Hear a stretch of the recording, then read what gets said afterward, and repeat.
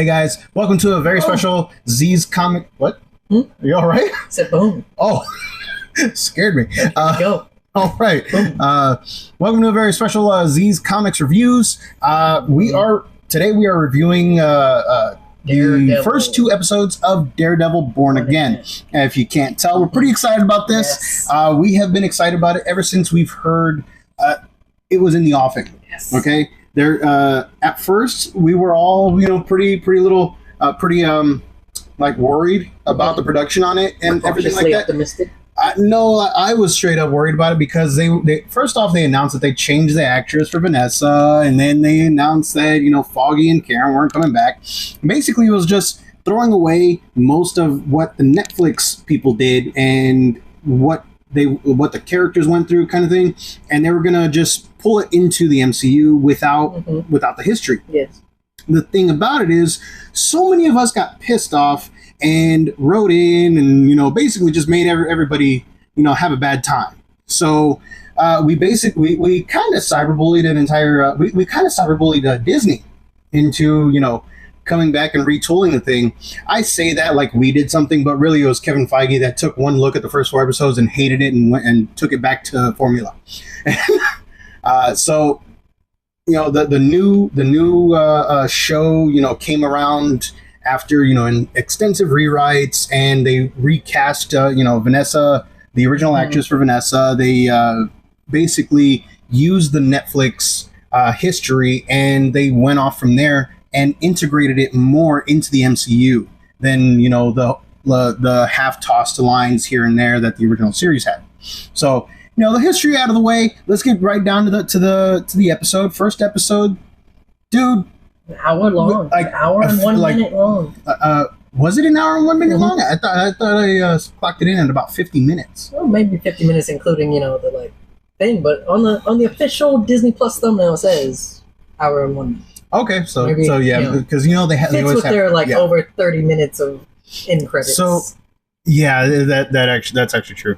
So the thing about it is, we're going to try to keep as spoiler free as possible, but we will be talking about certain scenes, like not specifics, but how it plays down, plays out. For fans of the hallway scenes in the first 3 seasons on Netflix, you are going to love the first episode. Okay, we start off with a hallway scene. Not gonna lie, just about everybody's seen it. Yeah, they did. They did release it on the first look thing. So yeah, that's within the first 5 minutes of the series of this new series, and I will say it is not as good as the original Netflix people's hallway scenes, but it is still fantastic. Okay, yes. You can be not as good as something and still be friggin' great at it, and this one was friggin' great. All right, you had, like you've seen in the previews and the solicitations, it's Daredevil versus Bullseye, okay? And the original actor that played Poindexter is coming back as Bullseye, and he is going beast mode on everything. Daredevil's in there, Charlie Cox back in the suit, just kicking ass. The entire first 5 minutes is just one long fight set to a heartbreaking scene, okay, and it is pretty heart-wrenching just to start off, and that's in the first few minutes. All right, I am not a fan of how they use the CGI on this. Neither am I. It's a good fight. It's a good scene, well choreographed too, but the setup and the design of it almost made it look like video gaming. Almost. And then we even showed a video to you earlier before we started the video where someone was like, "Oh, the MCU Daredevil be looking like this," and it was a video of Ben Affleck's Daredevil, and you kind of see the almost choppiness of it at the start, which kind of just seems like I think they went that route for this first one because it was two super powered beings going after each other with Bullseye and Daredevil, so they kind of maybe wanted. Got the feeling they kind of maybe wanted it to feel a little bit different. And I'm saying that because we'll get to it again in a little bit, since this one actually takes place. The next fight scene actually takes place in episode 2, but the little fight scene you get in episode 2, it doesn't look as like as like choppy. But we'll get to that one in a little bit. So I just think they may have probably gone a little bit, tried a little bit too hard. I think they overcorrected with it. Yeah, that's the thing. Especially it's set before the fight where Daredevil comes down on the fire escape. If you look, it looks like Eclipse. Yeah, like it all. So the CGI is a little bit wonky in the first few minutes. But that's pretty much the only time that they have CG in this one that I noticed. So far, it seems like it. Like the first part. So I'm hoping it's a limited use later on, or at least that. And I hope they, basically what he's saying, limited use, because like the fight, it was still a great fight, but sometimes it's just kind of like that looks too strange. Yeah, it might also be because they did speed it up. Yeah, they sped it up. But then again, they sped up all of them. Yeah. And then I've been watching a lot of a certain channel that it's all like action stunt guys that critique movies like this. And so I've been like going in, so I've been watching and being like, oh yeah, and like they had like 2 episodes dedicated to the first Daredevil series where they talk about it, because one of the guys on there, he's been a stunt double in just about every single Marvel movie. Like he was Black Panther, he did stuff in Daredevil as well for the Netflix, and so just seeing that, and it's got me looking forward to hopefully they'll do that again for these to get a little bit more in depth.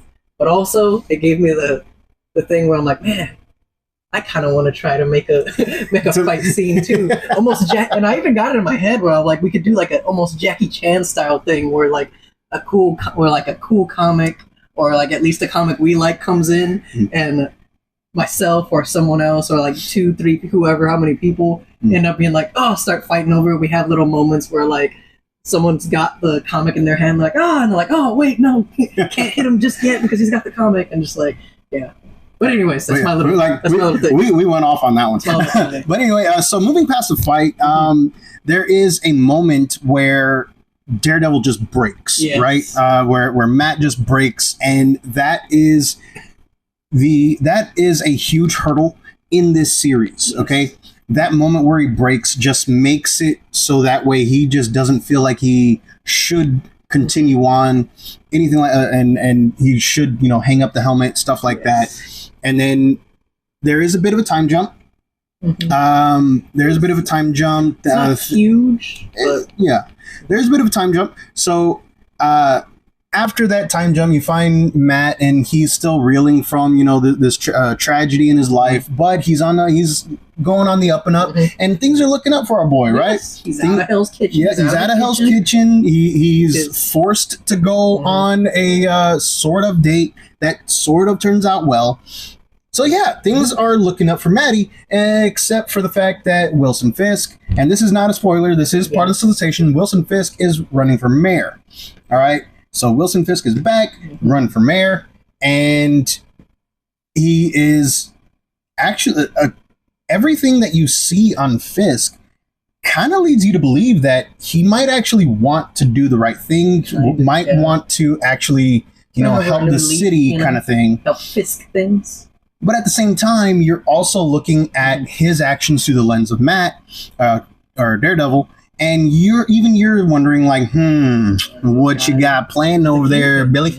And his plans got plans. Exactly, his plans got plans, but they haven't actually shown, even behind the scenes where he's, even behind the scenes where Wilson is talking to Vanessa and all that stuff, they haven't actually shown what nefarious purposes he has planned, or even an inkling of them. If anybody has, nefarious plans within plans, it might actually be Vanessa. But then again, that's how it was in some of the comics, where Wilson was actually not responsible for certain things, and it was actually his wife. And then, things happen from there. But that's in the comics. And we don't know for sure what's going on with Vanessa in the actual show. Aside from she be stepping out. She kind of does seem to be like she getting there. Like she's like to be reckoned with, it seems. Well, you saw it in the last couple episodes of the season 3 on Netflix, where she's like, okay, well, I can't be on the sidelines anymore. And then she, dips a big toe in the pool. And then it turns out she's why he has to leave kind of thing. But yeah, so overall, the episode it starts off amazing and with a great action sequence. Yes. A couple wonky pieces on there, like we said, but it eventually just turns into a character-driven episode where you find out where you catch up with these characters, after the time skip, things like that, and everything, even the new characters seem very fleshed out. Only one of them feels a little bit one-dimensional, but I think we're because she's going to be in for the rest of the series. His partner. Oh, the new partner. Yeah, the new partner. Yeah, the new partner. She does seem kind of. I'm not too sold on her yet, but it does. You've got to give her time to see. Yeah, but like I said, it's only been 2 episodes. It's only been 2 episodes, and you're coming into a show like this where a lot of the characters are, already established. The main characters are established. You got a big step, a big leeway to. I will say that I'm not a huge fan of the amount of artsy shots that they got. Because I don't remember a whole lot of that in the series, in the original Netflix series, where they spend time just panning over a busy street or looking at these guys playing chess or something like that. I don't remember a whole lot of that playing out in the Netflix ones. And I know it's an artistic choice by the director, cinematographer, all that stuff. I'm just not really there for it. So that right there is a little bit like nitpicky on my part. It seemed to happen quite a bit in the first episode. At least. I didn't see too many in the second. Partly why they won't. That ended up being like an hour-long episode. Yeah, like I think without the artsy shots of the artsy shots. Yeah, I think without the artsy shots, it was like maybe 5 minutes shorter. But like maybe it's there to pad the bill or something. And then intercut with these artsy shots is a switch up in the narrative where it's showing BB Urick, right? She's a new character, kind of RoboCop-ish. Kind of, right? Yeah, it did feel kind of like Verhoeven. Yeah, right. Little like RoboCop news things that appeared in like the first movies and whatnot. Yeah, it did kind of feel like that. When she came up and she was interviewing random people on the street, basically asking them, well, how safe do you feel? What about when this guy was active? What about now? Kind of thing. And it does help the world building, because after Netflix, this is being rebuilt into the MCU proper, made more so concrete in the second episode. And the second episode starts off with, the another vigilante basically getting Shanghai railroaded by the justice system. And this is the crux of Matt's big legal battle in the first parts of this series. All right, because originally they wanted it to be a legal drama, and just have like Daredevil pop up like in the last couple episodes, but like Matt in the first episode says that he's not that guy anymore. In episode 2, you start seeing the cracks in Matt's new life, and that is because of Wilson Fisk and this particular case that he's taken on. I'm not going to bore you with the details on the case because we're really trying not to spoil anything. Yes, especially with these first 2 episodes. Yes. With there not being too much action, the story is like... The story is why you watch it. It's good, compelling. It's very compelling. Can't really give too much stuff out. And so throughout most of the second episode, it's... like we said, character-driven, story-driven. You see Wilson Fisk in his first few days as mayor and what he perceives as trying to help the city, and how he's going from a less than, legal type of business to a completely legal type of office kind of thing. Intercut with, him going back to his old ways, possibly, but you never actually see him do anything. He does some suspect. He's very suspect. Yeah, there's a suspect thing that happens. Yes, that he's kind of like, okay, and I see.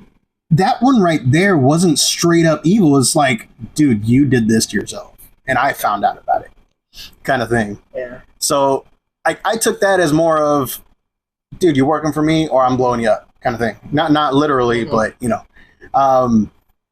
But yeah, so it's Wilson kind of dipping his toe back in the old ways, but not violent. Not he has keeping it simple. It seems like Wilson has learned his lesson from the previous series, where it's less physical confrontations and more of the long game. Like originally, yes, he is all about that long game, but he did fall back on the physicality and, you know, intimidation, physical intimidation, more so than he should have.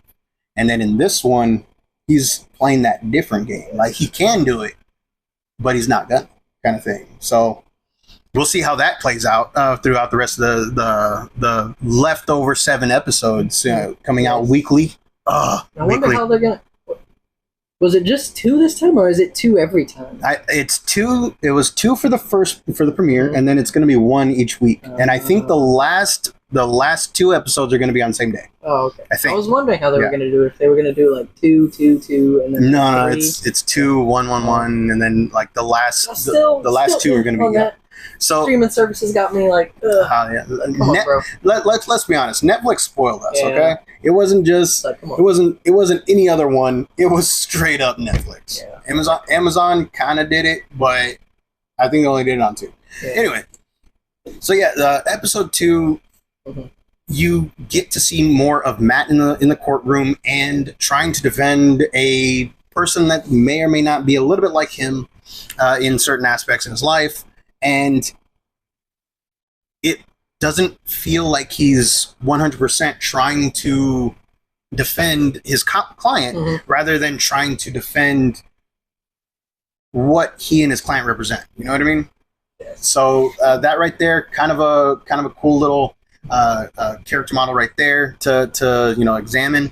And then towards the end, you find out that you can't cage a tiger forever, man. That fight scene at the end, and there is a fight scene, and it is the fight scene that we've seen in the previews, and it is violent. It is far more violent than most of what we've actually seen in the Netflix series, where like you just Fisk kind of decapitated a guy, but they didn't actually show it. This dude, like, his arm came off. Yeah, it was brutal to say the least, and it was Matt that did it. All right, Matt's brutality has been caged for too long, and it's starting to bubble up, and that's going to be another piece. The devil did come out today, but yeah, that's going to be another piece that, you know, is going to inform on him throughout the series, I believe. Yeah, like, episode 2 really seems like episode 1 was the reintroduction, getting you shaped up. Episode 2 to me is really like, okay, this is the setup for everything to come. Like, I feel that is why they released both of them at the same time, because they could have released them both at the as, you know, 1 and 1, but I don't think episode 1 was a strong enough episode to start off with on a new universe, a new series. I feel you there, because once episode 1 at episode's 1 ending, in my head I was already kind of thinking like, this is good, I liked it, but it's not one that would get me being like, oh, okay, I can't wait for the next episode to come out, can't wait for next week. I really was kind of like, you know what, I've seen this, it looks good. Series looks good. Looks like it's in good hands. Maybe I'll come back to it later. I'll wait for a few episodes to come out so I can stream a bit more. But after after episode 2, I'm like, next Tuesday can't get here fast enough. Episode 2 gave me that feeling of like, okay, I could classic this and watch weekly. Yes, classic series this. Oh yes, I'm completely there for it. Now to talk about a little bit of the Easter eggs that you see in there. I mean, when Fisk becomes mayor, you see the Rogers musical in Times Square. You see Harlem's Paradise neon sign, and you see all these other little things here and there that let you know, yes, they are now in the MCU. Whereas in the original Netflix series, you only heard, okay, well then, a hole opened up, and these colorful people defended us from aliens and stuff like that. And that was pretty much all you got in the original series. But now, Wilson, it's more Wilson, in your face. yeah. So now Wilson Fisk, he's popped up in Hawkeye, he's popped up in Echo, things like that, and they talk about it. They drop little hints here about what he's been up to, and it's just to show you that yes, everything is connected. From the original tagline of the MCU, it's all connected, and this one is no different. They are playing up the fact that they are playing in a larger playground, and you feel it, and then the way that the characters talk and interact is not just the kitchen anymore. It's not. It's the living room, the dining room, the playroom, the guest room, the garage. I guess, yeah, the garage. The garage too. Okay, but yeah, so it all ends up, letting you know, yes, this is part of a much bigger plan. Maybe these guys are going to show up later on in a MCU movie proper, but yes, the fact that these are now officially part of the MCU is greatly appreciated. You just love to see it. You know what I mean?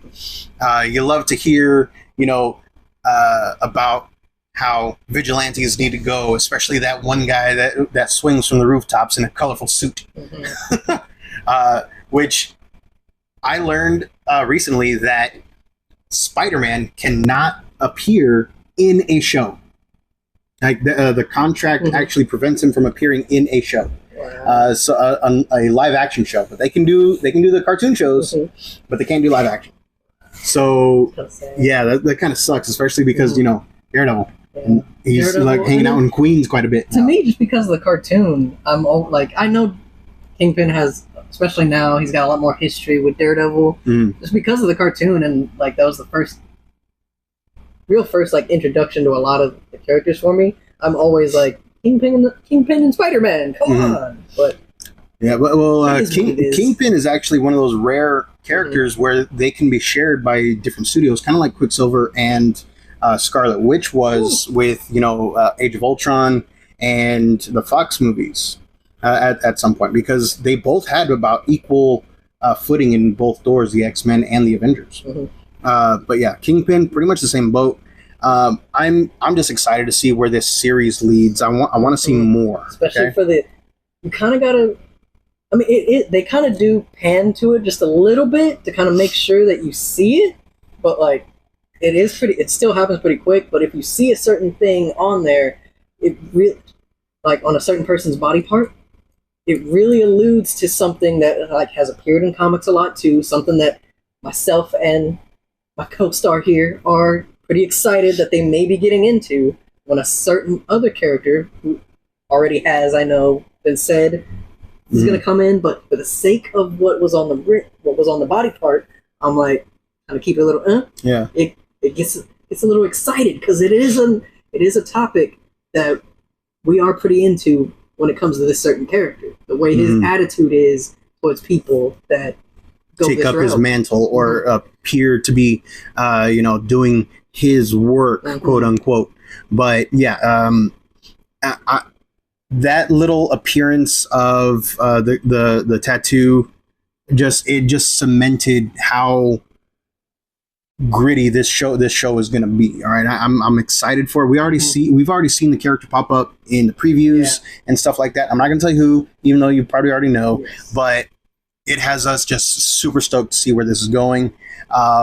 Like we said, episode 1 is a great start. Yes, but the way it ended did not really leave you like, oh yeah, gotta see it.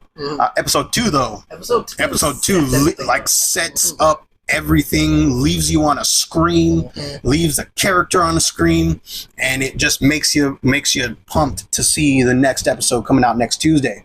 So yeah, that about does it for our spoiler-free review. I think overall, first 2 episodes, I'm gonna grade them both together as one. So I'm gonna say 4 out of 5. 4 out of 5, just because the CG for the first episode was a little wonky. Give it that, yes. Okay. And that's the only reason I'm giving it a 4 out of 5, because narratively speaking, cinematography was amazing too, but everything else was damn near perfect. You know, aside from the CGI in the first one, intercut with the the glam shots or whatever you want to call them, right?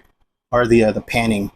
But yeah, I give it about a 4 out of 5 for both of the first episodes. For both of the first two episodes, I can agree with that. Yeah, it does everything great. Well, does a lot of things great. You know, specifically story wise. But yeah, that like first few part of the action plot kind of dropped it just a little bit. Yeah, especially since they had been pushing it so much that it's like it looked good on the small screen on like phone laptop screen. Oh yeah, but when you get the whole screen, shot, it's kind of like okay, what happened between there and there?